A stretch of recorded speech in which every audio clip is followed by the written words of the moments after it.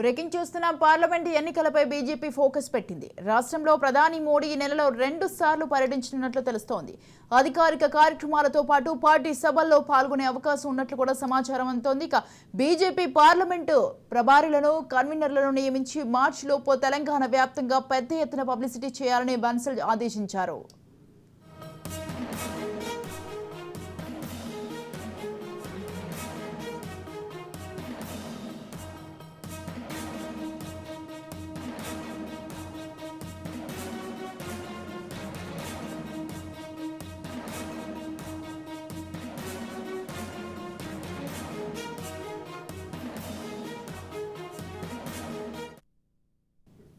కిషన్ రెడ్డి అధ్యక్షతన BJP core committee కాసేపట్లో భేటీ కానుంది. సమావేశంలో పార్టీ అంతర్గత అంశాలు, నేతల మధ్య సమన్వయంపై చర్చకు రానున్నాయి.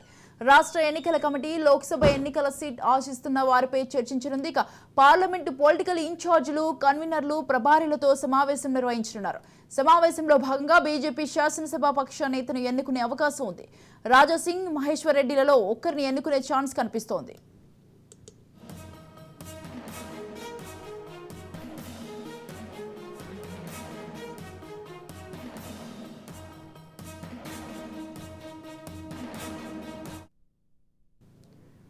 రైట్, ఈ విషయంపై పూర్తి సమాచారం అందించడానికి మా ప్రతినిధి స్వప్న ఫోన్ లైన్ లో ఉన్నారు. స్వప్న, చెప్పండి, పార్లమెంట్ ఎన్నికలపై అయితే బీజేపీ ఫోకస్ పెట్టింది. ఈ నేపథ్యంలో అయితే రాష్ట్రంలో ప్రధాని మోడీ అయితే ఈ నెలలో 2 సార్లు పర్యటించినట్లు కూడా తెలుస్తుంది. ఆయన పర్యటనకు సంబంధించి మీ దగ్గర ఉన్న తాజా అప్డేట్స్ ఏంటి? స్వాతి, మొత్తానికైతే బీజేపీ ఈసారి అంటే గత అసెంబ్లీ ఎన్నికల్లో చేసినటువంటి తప్పిదాలు ఏవి కూడా ఈసారి చేయకుండా ఉండడానికి ముందస్తుగానే ప్రణాళిక ప్రకారం ముందుకెళ్తుందని చెప్పుకోవాలి. అంటే పార్లమెంట్ ఎన్నికలకు సంబంధించి బీజేపీ ఈ కసరత్తులో భాగంగా మోడీ సభలు కూడా ఉండబోతున్నాయి. రాష్ట్రంలో ఈ నెలలోనే 2 సార్లు ప్రధాని నరేంద్ర మోడీ పర్యటన ఉండే అవకాశం ఉందని చెప్పేసి ఇక్కడ ఉండేటువంటి నేతలు చెప్తున్నారు. ఎవరైతే 8 మంది ఎమ్మెల్యేలు, ఒక ఎమ్మెల్సీ, ఇంకొకరు అయితే ఇప్పుడు పార్లమెంట్ పొలిటికల్ ఇన్ఛార్జిగా బాధ్యతలు, మిగిలిన 8 మందికి పార్లమెంట్ మాజీ ఎమ్మెల్యేలు, మాజీ ఎంపీలు, అంటే ఓవరాల్ గా ఎవరెవరికి ఏ బాధ్యతలు ఇప్పించాలి, పార్లమెంటు ప్రాబర్లకు సంబంధించి కానీ, కన్వీనర్లకు సంబంధించి కానీ వాళ్ళ నియామకము, అదేవిధంగా కోర్ కమిటీకి సంబంధించినటువంటి మీటింగ్ ఈ రోజు రేపు కూడా జరగబోతుంది. ఓవరాల్ గా దీంట్లో పార్లమెంటు పొలిటికల్ ఇన్ఛార్జీలు, కన్వీనర్లు, అదేవిధంగా పార్లమెంట్ ఎన్నికలకు సంబంధించి రోడ్ మ్యాప్ తయారు చేయడానికి ఉన్నటువంటి కీలక నేతలు వీళ్ళందరూ కూడా పాల్గొనబోతున్నారు. మార్చి 1 తర్వాత ఎన్నికల షెడ్యూల్ వచ్చేటువంటి అవకాశం ఉంది అని చెప్పేసి వార్తలు వస్తున్నటువంటి నేపథ్యంలో బీజేపీ దానికి అనుబంధంగా ఉన్నటువంటి మోర్చలు, ఈవెన్ మహిళా మోర్చా కానీ, యువ మోర్చా, బీసీ, ఎస్టీ, ఎస్సీ వీటన్నిటికి సంబంధించినటువంటి సమ్మేళనాలు ఏర్పాటు చేయబోతున్నారు. అండ్ మార్చి 1 లోపే తెలంగాణ వ్యాప్తంగా పెద్ద ఎత్తున పబ్లిసిటీ చేయాలని దాని ప్రకారము అంటే హోర్డింగ్స్ పెట్టడం కానీ, ఫ్లెక్సీలు పెట్టడం కానీ, వాల్ రైటింగ్ సంబంధించి కానీ, అంటే ఇలాంటి వాటికి సంబంధించి ఖచ్చితంగా ప్రజల్లోకి ఏదైతే మోదీ సర్కార్ తీసుకొచ్చినటువంటి పథకాలు ఏంటి, ముఖ్యంగా తెలంగాణకి ఏం చేసింది, వీటికి సంబంధించి చేయాలని ఇప్పటికే బన్సాల్ ఆదేశం ఇవ్వడం జరిగింది. హైదరాబాద్ లో ఒక్కొక్క మోర్చాకు సంబంధించి ఒక జాతీయ స్థాయి సమ్మేళనం ఉండేలాగా ఇప్పుడే ఏర్పాట్లు చేస్తున్నారు. దీంతో పాటు అంటే గ్రామ చెలో ప్రోగ్రామ్ అనే పేరుతోటి ప్రతి గ్రామానికి వెళ్లే విధంగా, ముఖ్యంగా తెలంగాణలోని అన్ని పోలింగ్ బూత్లకి పార్టీ కమిటీలు వేయాలని చెప్పేసి నిర్ణయాలు అయితే తీసుకున్నారు. మొత్తానికి ఎన్నికల వరకు చేయాల్సినటువంటి కార్యక్రమాలకు సంబంధించి ఈ రోజు రేపు కీలక భేటీలు ఉన్నాయి. పార్టీ ముఖ్యంగా అంతర్గత అంశాలకు సంబంధించి నేతల మధ్య సమన్వయ లోపం కారణంగా అసెంబ్లీ ఎన్నికల్లో బాగా దెబ్బతిన్నామని ఒక రెండు వైపులుగా రెండు భాగాలుగా ఏర్పడి 2 నేతలు వాళ్ళు సోషల్ మీడియా వేదికగా వారి ప్రచారం చేశారు. అది చాలా దెబ్బతీసింది బీజేపీ అని కూడా అంటూ, దానికి సంబంధించి మొన్న అమిత్ షా వచ్చినప్పుడు కూడా చాలా సీరియస్ అయ్యారు. పార్టీకి సంబంధించి ఒకవేళ పార్టీ ప్రతిష్టకు దెబ్బతీసేలా ఉంటే వాళ్ళు ఎవరైనా సరే ఊరుకోము, వారి మీద కఠిన చర్యలు ఉంటాయని చెప్పేసి చెప్పడం జరిగింది. మొత్తానికి ఇప్పుడు ఏకాభిప్రాయం ఉన్నటువంటి, అంటే లోక్సభ ఎన్నికలకు సంబంధించి సీటు ఆశిస్తున్న వారు ఎవరైతే ఉన్నారో వారికి సంబంధించినటువంటి చర్చ ఈ రోజు కమిటీలో, అంటే ఈ రోజు బీజేపీ కోర్ కమిటీ సమావేశం ఉంది కాబట్టి ఈ సమావేశంలో చేర్చనున్నారు. ముఖ్యంగా వీళ్ళు తీసుకునేటువంటి డిసిషన్స్ ఏంటంటే ఏకాభిప్రాయం ఉన్నటువంటి స్థానాలు, మొత్తం పార్లమెంట్ స్థానాల్లో ఎక్కడైతే ఏకాభిప్రాయం ఉందో ఆ స్థానాలకు సంబంధించి ఒక ముగ్గురు సభ్యులను ఏర్పాటు చేసి వాళ్ళతో కూడినటువంటి జాబితాను పంపించబోతున్నారు. మిగతా వాటికి సంబంధించి అంటే ఆ ముగ్గురిని ముందుగా ఎవరిని ఫైనలైజ్ చేయాలి ఏంటి అనే దానికి సంబంధించి ఈ రోజు క్రియాశీలకంగా అయితే చర్చ జరగబోతుంది. ముఖ్యంగా పార్లమెంట్ పొలిటికల్ ఇన్ఛార్జీలకు సంబంధించినటువంటి ఒక రోడ్ మ్యాప్, అంటే పార్లమెంట్ ఎన్నికలకు సంబంధించినటువంటి ఒక రోడ్ మ్యాప్ కూడా, అంటే ఎటు నుంచి ఎటు వెళ్ళాలి, ముఖ్య నేతలు ఎక్కడికి వస్తారు, మోదీ సభలు, అమిత్ షా సభలు, నడ్డా సభలు, కేంద్ర మంత్రులు కానీ ఇక్కడ ఉన్నటువంటి కీలక నేతలు కానీ ఎటు వెళ్ళాలి, ఏ ఏ ప్రాంతాల్లో ఎవరెవరో తిరగాలి, అండ్ ముఖ్యంగా కేంద్ర ప్రభుత్వ పథకాలకు సంబంధించి ఇప్పటికే వికాస్ భారత్ యాత్ర చేపడుతున్నారు కాబట్టి దానికి సంబంధించి ఇప్పటి వరకు ఎటువైపు వెళ్ళారు, ఇంకా ఏం వెళ్ళాలి, కీలకంగా ఇంకా ఏమేమి అంశాలను తీసుకెళ్తే మనం ప్రజలోకి వెళ్ళగలుగుతాము. ఇప్పుడు బీజేపీకి ఇంతకంటే మంచి ఆపర్చునిటీ ఉండదు అని చెప్పేసి బీజేపీ భావిస్తుంది. హైకమాండ్ కూడా మొన్న చేసినటువంటి తప్పిదాల మీద చాలా సీరియస్ గా ఉంది. తెలంగాణలో చాలా కీలకంగా తీసుకున్నట్టుగా తెలుస్తుంది. ఇప్పటికే కిషన్ రెడ్డి మీద చాలా ఒత్తిడి ఉన్నట్టుగా మనకు అర్థమవుతుంది. దీనికి సంబంధించి ఎలా అయినా సరే టార్గెట్ 10 అనేటువంటి లక్ష్యంతో వీళ్ళు ముందుకు సాగుతున్నారు. అట్ ద సేమ్ టైం ఈ రోజు బీజేపీ శాసనసభ పక్ష నేతను ఎన్నుకునేటువంటి అవకాశం ఉంది. ఎందుకంటే ఎన్ని రోజులు అంటే 8 మంది ఎమ్మెల్యేలకు సంబంధించి ఎన్నిక జరిగిన, అసెంబ్లీ జరిగిన, ఇప్పటి వరకు బీజేపీ శాసనసభ పక్ష నేత ఎవరు అనే దానికి సంబంధించి క్లారిటీ రాలేదు.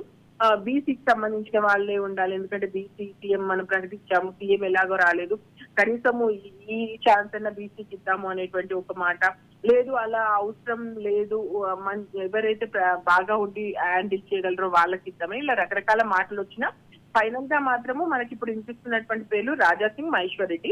రాజాసింగ్ ఆల్రెడీ తను శాసనసభ పక్ష నేతగా ఉన్నాడు, గతం నుంచి అక్కడే కంటిన్యూ చేశారు, తన ప్లేస్ లో ఎవరిని రిప్లేస్ కూడా చేయలేదు. ఇంకొకటి మహేశ్వర్ రెడ్డి ఇప్పటికి 2 సార్లు ఎన్నికయ్యారు, కాస్త ప్రజల్లో మాట్లాడగలుగుతారు. అట్ సేమ్ టైమ్ ప్రభుత్వం తీసుకున్నటువంటి నిర్ణయాలకు సంబంధించి కానీ కొంత ఏం చేయాలి ఏంటి అనే దానికి సంబంధించి పట్టున్నటువంటి నాయకులుగా భావిస్తున్నారు. సో మొత్తానికి ఇద్దరిలో ఎవరో ఒకరిని ఈ రోజు ఫైనల్ చేసే అవకాశం కనిపిస్తుంది. లేదు ఇంకెవరినైనా తెర మీదకి తీసుకొస్తారా అనేటువంటి అంశం కూడా మనం చూడాలి. మొత్తానికైతే ఈ రోజు చాలా కీలకమైన భేటీ బీజేపీకి సంబంధించింది. అట్ ద సేమ్ టైం రేపు కూడా మీటింగ్ ఉంటుందని చెప్పేసి బీజేపీ శ్రేణులు చెప్తున్నారు. స్వాతి, స్వప్న, రేపటి మీటింగ్ లో ఏం చర్చించనున్నారు? మరి ఈ రోజు ఫైనల్ అయినటువంటి అంశాలను బట్టి రేపు ఏం చర్చిస్తారు అనేది అర్థమవుతుంది. అయితే ముఖ్యంగా ఎన్నికల రోడ్ మ్యాప్ అనేది చాలా కీలకంగా తీసుకుంటున్నారు. ఏవైతే భారత వికాస్ యాత్రల పేరుతోటి ఇప్పటికే వికాస్ యాత్రలు చేస్తున్నారు కదా, దాంట్లో ఎక్కడికెక్కడికి వెళ్ళారు, ఏమేమి వెళ్ళారు, ఎందుకంటే గతంలో మోడీ తీసుకొచ్చినటువంటి పథకాల్ని ప్రజల్లోకి తీసుకెళ్లడంలో పూర్తి స్థాయిలో విఫలమైపోయాము. అదే మనకు బాగా దెబ్బతీసింది. At the same time BC CM అన్నా కానీ ఎస్సీ వర్గీకరణకు సంబంధించి కానీ ప్రజల్లోకి తీసుకెళ్లలేకపోయాము. At the same time BRS BJP ఒకటి అని కాంగ్రెస్ తీసుకెళ్లడంలో సక్సెస్ అయింది. సో ఇప్పుడు మనకు బీఆర్ఎస్ కి ఏ సంబంధం లేదు, పూర్తి స్థాయిలో బీజేపీ ఒంటరిగానే పోటీకి సిద్ధమవుతుంది. ఈవెన్ ఈసారి జనసేనతో కూడా మేము ఇక్కడ పొత్తు పెట్టుకోమని చెప్తున్నారు. సో మొత్తానికైతే వీటికి సంబంధించినటువంటి కీలక అప్డేట్స్ రాబోతున్నాయి. అండ్ కింది స్థాయి నాయకులకు, శ్రేణులకు ఒక దిశానిర్దేశం చేయబోతున్నారు ఆయా ప్రాంతాలు. ఎందుకంటే జిల్లా అధ్యక్షుల్ని చాలా మంది మార్చబోతున్నారు. ఎందుకంటే కొంతమంది జిల్లా అధ్యక్షులు కోవట్లుగా పనిచేశారు. అసలు అక్కడ పూర్తి స్థాయిలో సమన్వయం చేయడంలో కానీ చాలా తప్పిదాలు జరిగాయి. కొంతమంది కేవలం ఇంటికి పరిమితం అయ్యారు, కనీసం వచ్చి ప్రజలను కలవేటువంటి అది కూడా చేయలేదు. అలాంటి వాళ్ళు ఎవరైతే ఉన్నారో, ఎవరి మీద ఎక్కువ విమర్శలు వచ్చాయో వాళ్ళందరినీ కూడా చేంజ్ చేస్తున్నారు. ఇంకా ఈ ప్రక్రియ కొనసాగుతుందని చెప్తున్నారు.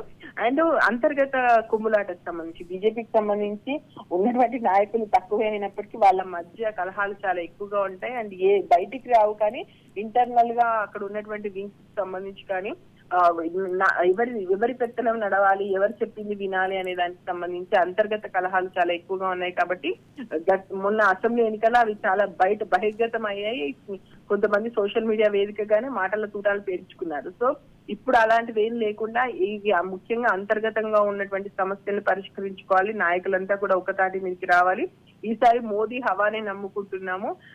ఎందుకంటే గతంలో కూడా అసెంబ్లీ స్థానాల ఒకటే గెలిస్తే పార్లమెంట్ స్థానాలకు వచ్చే చాలా ఎక్కువగా గెలవగలిగారు. దానికి కారణం మోడీ హవా, కేంద్ర ప్రభుత్వం తీసుకున్నటువంటి పథకాలు. ఇప్పుడు కూడా మళ్ళీ కేంద్ర ప్రభుత్వం అక్కడ మోదీ సర్కారే అధికారంలోకి వస్తుంది అనేటువంటి సంకేతాలు మాకు అందుతున్నాయి. ఇంటెలిజెన్స్ రిపోర్ట్స్ కూడా మాకే అనుగుణంగా ఉన్నప్పుడు ఇక్కడ ఉన్నటువంటి తెలంగాణ ప్రజలు కేంద్రంలో ఉన్న గెలిచేటువంటి పార్టీని గెలిపిస్తారు. కాబట్టి బీజేపీకి ఇక్కడ ఎక్కువ అవకాశం ఉంది అని చెప్పేసి బీజేపీ భావిస్తుంది. సో ఎన్నికల రోడ్ మ్యాప్ ను సిద్ధం చేస్తున్నారు.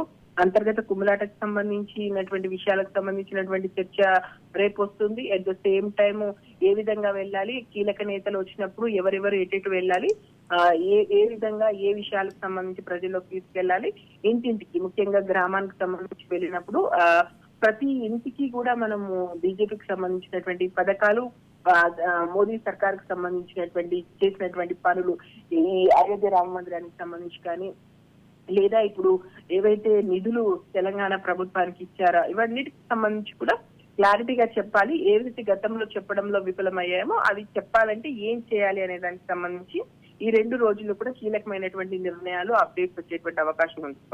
అలాగే స్వప్న, ఇప్పుడు రాజా సింగ్, మహేశ్వర్ రెడ్డిలలో ఇద్దరిలో ఒక్కరిని ఎన్నుకునే ఛాన్స్ ఉంది. ఈ ఇద్దరిలో ఎక్కువ ఎవరి వైపు మొగ్గు చూపే అవకాశం కనిపిస్తోంది?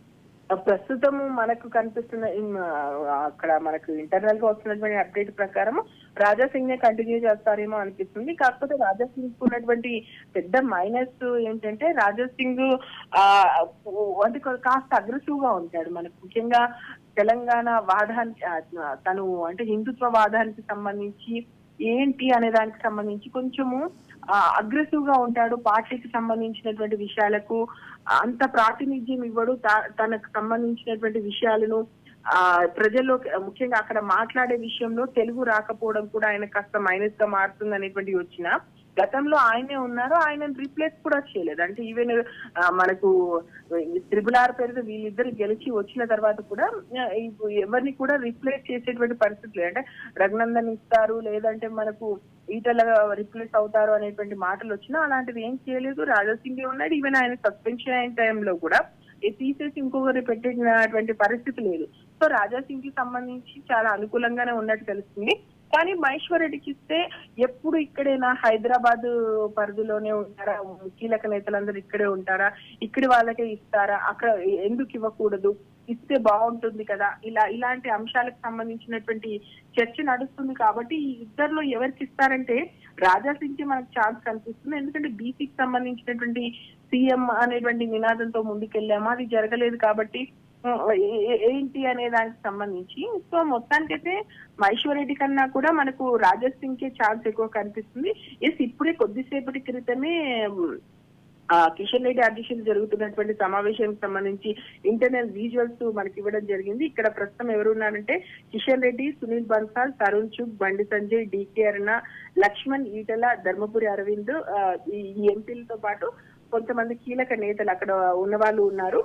నేతల మధ్య ఇప్పుడు అప్డేట్ ఏంటంటే నేతల మధ్య గ్యాప్ పైన ప్రత్యేక దృష్టి పెట్టారు. దాదాపు ఒక అరగంట పాటుగా దీనికి సంబంధించి బీజేపీ నాయకత్వము కొన్ని కీలక అంశాలను జారీ చేసిందని దానికి సంబంధించి చర్చ జరిగినట్టుగా తెలుస్తుంది. అండ్ పార్లమెంట్ ఎన్నికలకు అభ్యర్థులు ఏ వ్యూహాన్ని అనుసరించాలి అనే దానికి సంబంధించి at the same time 30% vote share తో 10 పార్లమెంటు స్థానాలు గెలుపు ఇదే టార్గెట్ గా పెట్టుకున్నారు. ఓట్ శాతం 35% పెరగాలి పార్లమెంట్. సో దీనికి సంబంధించి ఇంకా చర్చ నడుస్తుంది.